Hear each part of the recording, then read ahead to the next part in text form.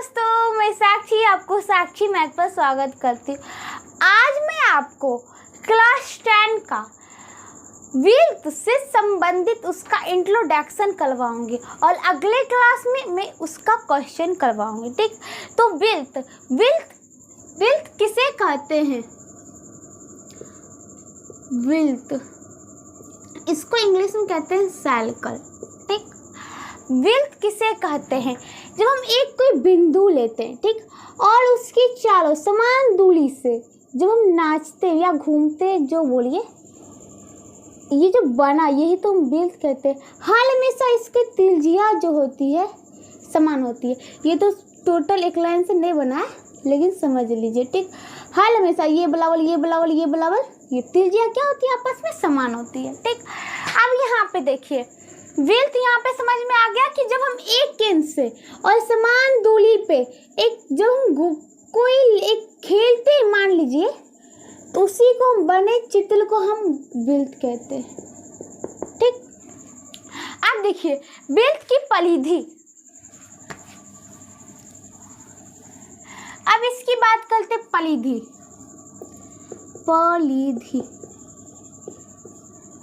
ठीक, विल्त की परिधि किसे कहते हैं? विल्त की परिमाप को, ये जो विल्त बनाया हमने,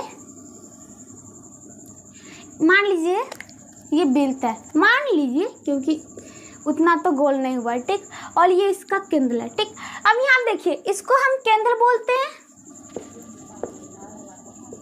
बीच में और इसी से शब्द, और यहाँ से लेके मतलब केंद्र और ये जो विल्त पर स्थित बिंदु को मिलाने वाली रेखा को त्रिज्या बोलते हैं।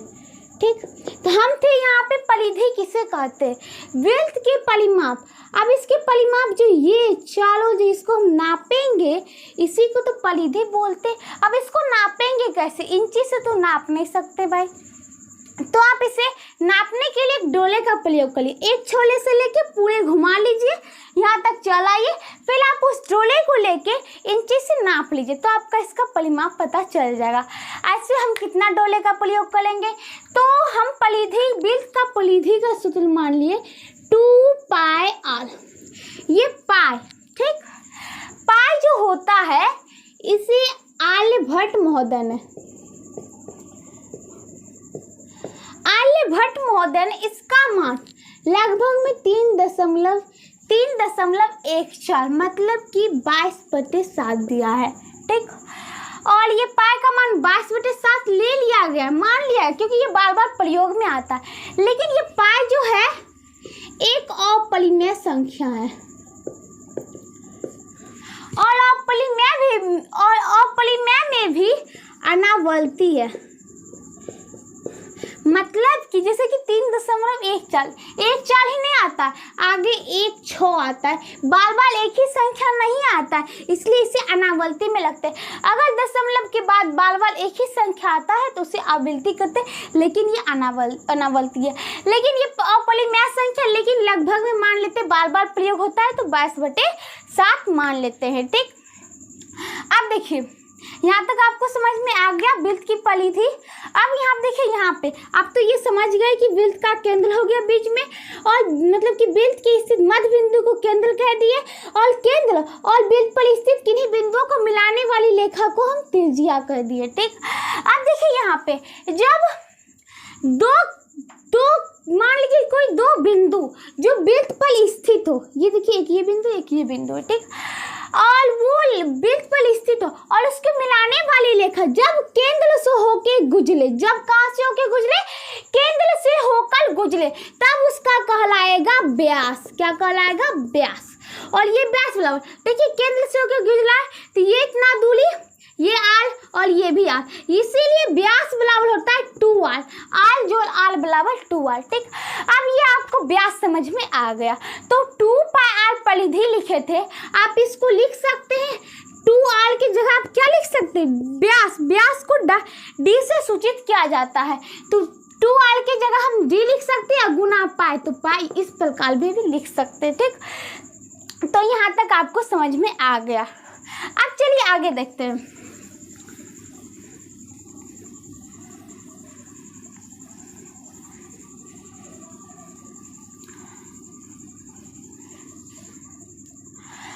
अब देखिए बिल तो है ही, अब इसकी क्षेत्रफल की बात करते हैं। क्षेत्रफल से पहले हम अर्धवृत्त की बात कर लेते हैं, मैंने उसके बारे में नहीं बोला। अर्धवृत्त, ये देखिए इस वृत्त हो गया, इसका आधा वृत्त।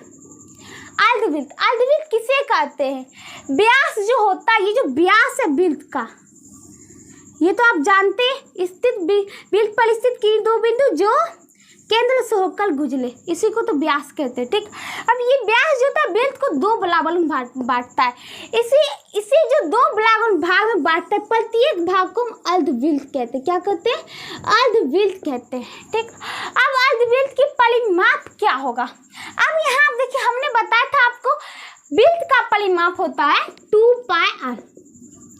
तो आप क्या बोलेंगे? अर्धवृत्त का परिमाप क्या? हम 2 से भाग दे देते हैं तो 2 गया, पायल बोलेंगे, लेकिन ये गलत है। क्यों?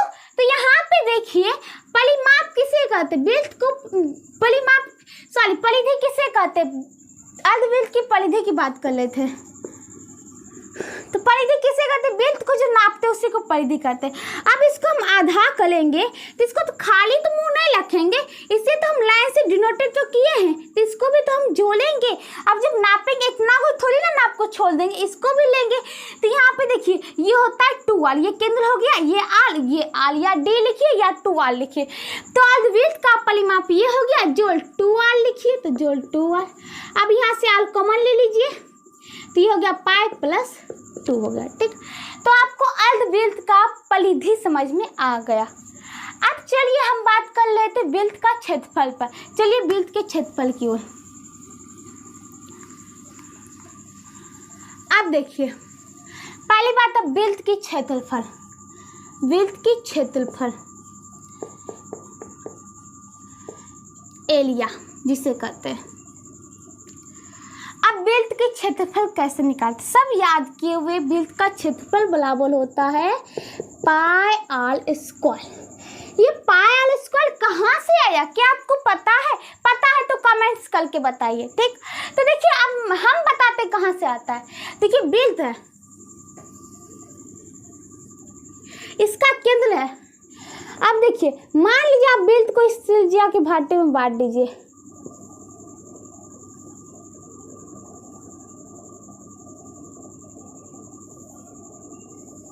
एक 2 3 4 5 6 7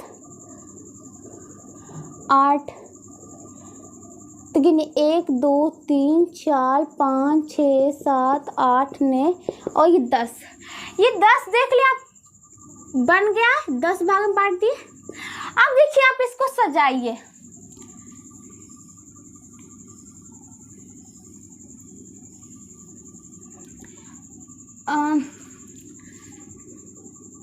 अभी कुछ इस टाइप में है।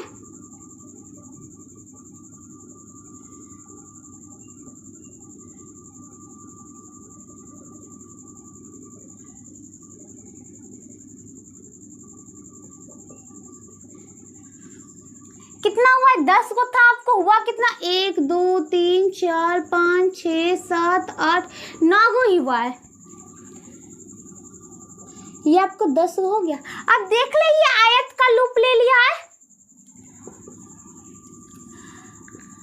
ये तो आपको दिख रहा है कि ये आयत का लूप ले लिया। ठीक, आप जानते हैं कि आयत का क्षेत्रफल क्या होता है? L इंटू बी होता है, L इंटू बी होता है। ठीक, अब यहाँ पे देखिए इसका जो क्षेत्रफल, यहाँ पे देखिए पहली बात तो यहाँ पे देखिए L इंटू बी। अब यहाँ पे L इसका क्या होगा?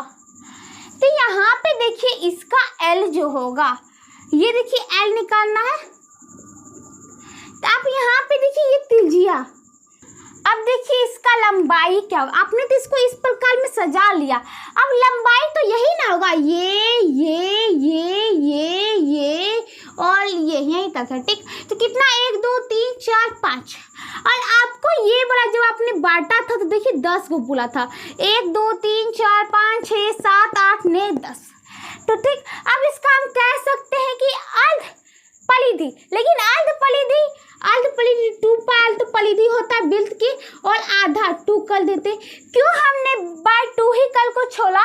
क्योंकि हमने तो इस लाइन को नहीं जोड़ा, हम सिर्फ सिर्फ ये ले लें, ये इसको खुले ही रखें, ठीक। तो इसको हम लिख सकते हैं एल बराबर ये 2 पाई एल को जो पूरा परिधि था उसमें 2 से भाग दिए तो हो गया पाई एल हो गया, क्योंकि ये आधा और जो ये आधा तो भूल जाएगा परिधि वृत्त के, ठीक। अब देखिए इसका बी क्या है। अब हमने जो ऐसे कल की जो तिलजिया दो तो तिलजिया ये है, यही तो यहाँ पे दिखा रहा है हमको बी, तो बी बराबर क्या हो गया आल हो गया, ठीक। तो एल इंटू बी होता है, तो ये बराबर यहाँ क्या हो जाएगा पाई आल गुना आल, तो पाई आल स्क्वायर। देख लीजिए वृत्त का क्षेत्रफल कैसे आया। अब इसी में कहेगा आपको अर्धवृत्त का क्षेत्रफल, तो अर्धवृत्त के क्षेत्रफल में ये क्षेत्रफल ही तो निकालना, इस लाइन से कोई मतलब ही तो नहीं है। तो वृत्त का क्षेत्रफल जब होता है पाई आल स्क्वायर, अर्धवृत्त में 2 से भाग दे देंगे तो हो जाएगा पाई आल स्क्वायर बटे 2 हो जाएगा, ठीक। अब चलिए अगला देखते हैं।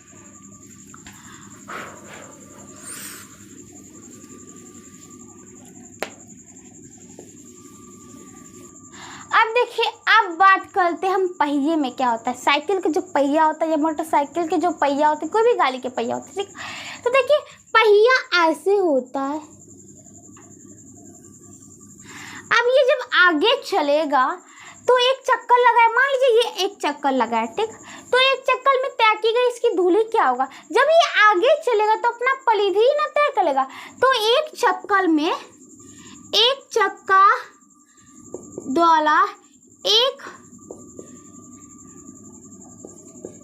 द्वारा एक बार घूमने में तय की गई दूरी। अब एक बार घूमेगा तय की गई दूरी, उसका परिधि ना तय कर लेगा, जैसे ये चला आगे तो उसकी परिधि, तो परिधि क्या होता है 2 पाई आल होता है, ठीक। तो आपको दे देगा कि मान लीजिए कहेगा कि एक वृत्त की त्रिज्या दे रखा है आपको, मान लीजिए कुछ भी 7 दे रखा है आल बराबर, तो देखिए आल बराबर 7 दे रखा है, तो कहेगा वो 500 चक्कर में कितनी दूरी तय करेगा, कितना चक्कर में 500 चक्कर में, तो कोई दिक्कत नहीं है। तो इसका पहले एक चक्कर में कितनी दूरी तय करेगी, तो एक चक्कर में कितनी दूरी तय करेगी 2 पाई आल दूरी तय करेगी, 2 पाई का मान 22/7 गुना आल, तो ये गया 22 दूनी 44 मीटर लीजिए, तो मीटर में ही ले लेते, कोई दिक्कत नहीं, यहाँ 7 मीटर ले लेते। तो देखिए ये 44 मीटर हो गया एक चक्कर में 44 मीटर, तो 500 चक्कर में कितना हो जाएगा, तो 500 गुना 44 मीटर दूरी तय करेगी, तो 5 चौक 20 किलो, बाकी तो 5 चौक 20 2 22 इतना मीटर, किलोमीटर में कहेगा तो 22 किलोमीटर हो गया। तो देखिए इस प्रकार आपको क्वेश्चन भी देगा आगे, तो बताएंगे भी। अभी आपको हमने एक एग्जाम्पल दिखाया, तो चलिए आप देखते, आपको चक्का के बारे में समझ में आ गया होगा।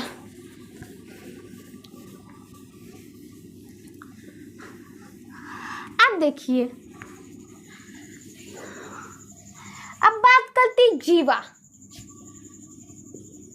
इसको इंग्लिश में कहते हैं चॉर्ड। जीवा किसे कहते हैं, वृत्त की जीवा, वृत्त तो है, इसकी जीवा की बात कर लेते। वृत्त पर स्थित किन्हीं 2 बिंदु, कहीं पे भी स्थित हो, यहाँ हो और यहाँ, वृत्त पे ही होना चाहिए, देख लीजिए वृत्त पे ही है, यहाँ उसको मिलाने वाली लेखा, ये मैंने यहाँ पे नहीं जोड़ा कि केंद्र से होकर ही गुजरती हो, यहाँ पे केंद्र से होकर गुजरे या ना गुजरे कोई फर्क नहीं पड़ता। तो वृत्त पर स्थित किन्हीं 2 बिंदु को मिलाने वाली लेखा को ही हम चॉर्ड कहते हैं, जीवा। यहाँ पे लेखा नहीं होगा बल्कि लेखा खंड होगा, क्योंकि ये डॉट के बाद लुक जाता है, ठीक। तो लेखा खंड नहीं होगा, क्या होगा लेखा नहीं होगा बल्कि लेखा खंड होगा, बोलने में थोड़ा गड़बड़ आ गया, ठीक। तो ये हो गया जीवा, ठीक। अब देखिए आपको कहेगा वृत्त की सबसे बड़ी जीवा कौन है। अब यहाँ पे देखिए वृत्त पर स्थित किन्हीं 2 बिंदु, मान लीजिए कि यहाँ पे केंद्र है, जो केंद्र से होकर गुजरेगा वही तो सबसे बड़ा हो जाएगा जीवा। आप जानते हैं केंद्र से होकर कौन गुजरता है, तो व्यास गुजरता है।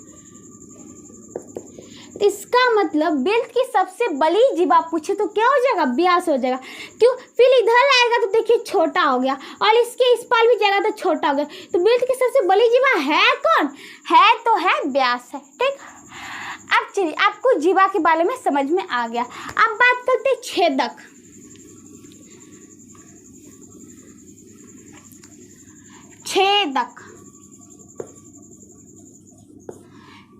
किसे कहते हैं? बिल्ट पर स्थित बिंदु, मान लीजिए बिल्ट पर स्थित बिंदु, इसको जब लेखा बिल्ट पर स्थित किन्हीं दो बिंदु को मिलाने वाली लेखा। अब लेखा है, लेखा के तो आगे पीछे दोनों के तीर का निशान था, ये कहीं भी जा सकते, इसकी दूरी अनंत है, इसको मापा नहीं जा सकता, इसको हम कहते हैं छेदक, सिकेंट। ठीक, अब चलिए आगे देखते हैं। अब चाप की बात होती है। अब चाप किसे कहते हैं? अब देखिए, चाप इसको कहते हैं इंग्लिश में आर्क, ए आर सी। ठीक, ये देखिए चाप किसे कहते हैं? ये बिल्ट है, इसके सतत खंड, मान लीजिए ये इसका खंड है और इस सब को हम डॉट से सूचित कर देते हैं क्योंकि एक ही जैसा लगा तो फिर बात गलत हो जाएगी। अब देखिए, इसके जो ये सतत खंड है इसी को हम चाप कहते हैं। इसको क्या कहते हैं? चाप। ये मान लीजिए, ये बी मान लीजिए, इसको सूचित कैसे करते हैं? तो ए बी और ये चाप दे देते हैं। अब ये हो गया लघु चाप। देखिए ये छोटा है, ये कौन सा चाप हुआ? लघु चाप हुआ। तो दीर्घ चाप की बात करते हैं, जब बी पर ऐसे फिर ये ऐसे ऐसे लेते, ये हो गया दीर्घ चाप, दीर्घ चाप। अगर आपको कंफ्यूजन, आप इसके बिंदु P ले लीजिए तो यहाँ पे P घुसिया दीजिए और यहाँ पे Q ले लीजिए तो इसमें दीर्घ चाप में Q घुसिया दीजिए, तब तो आपको समझ में आ गया दीर्घ चाप और लघु चाप। ठीक, तो देखिए आपका दीर्घ चाप भी हो गया और लघु चाप भी क्या हो गया? हो गया। अब चलिए आगे देखते हैं।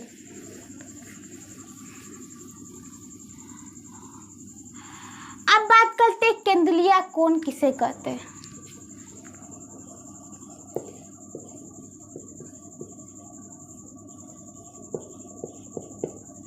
ये अब केंद्रीय कोण, बिल्ट के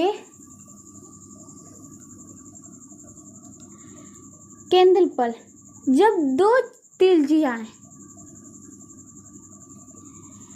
बिल्ट के केंद्र पर इस बिल्ट की त्रिज्याएं, अब देखिए केंद्रीय कोण के बारे में बात कर रहे थे, तो केंद्रीय कोण किसे कहते हैं? ये देखिए बिल्ट के केंद्र पर, केंद्रीय से लग रहा है केंद्र पर, बिल्ट की त्रिज्या से बनी कोण, ये जो दो त्रिज्या है इससे जो यहाँ पे कोण बना इसी को केंद्रीय कोण कहते हैं। तो ये मान लीजिए चाप ए है, बी है और ये ओ है, तो ए ओ बी जो हो गया केंद्रीय कोण हो गया। ठीक, तो आपको केंद्रीय कोण समझ में आ गया। अब चलिए आगे देखते हैं।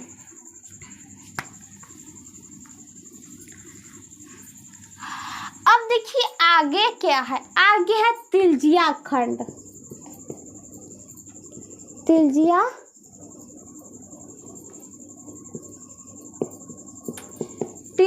खंड। ठीक, अब देखिए त्रिज्या खंड किसे कहते हैं? ये बिल्ट है,